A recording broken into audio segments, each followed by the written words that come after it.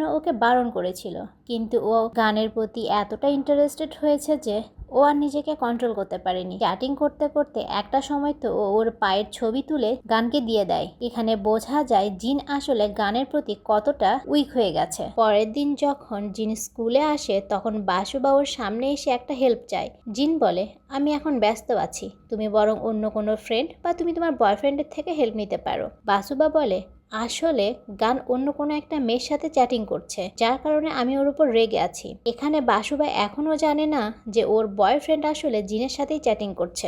যাই হোক, সরল মনে জিন তো বাসুবার সঙ্গে যেতে রাজি হয়ে যায়। বাসুবা এখানে জিনকে একটা বাড়ির ভেতরে নিয়ে আসে। ভেতরে আসার পর যেন জিনের পায়ের নিচে থেকে মাটি সরে যায়। এই জায়গাটা ছিল একটা পতিতালয়।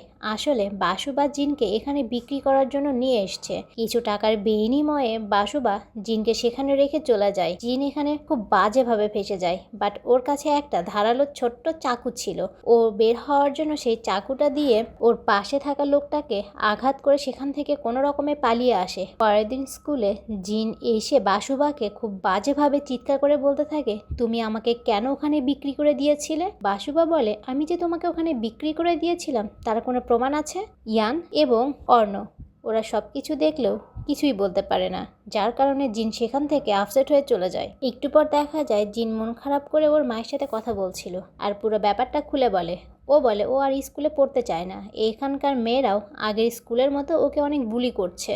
ওর মা বলে, সব জায়গায় এক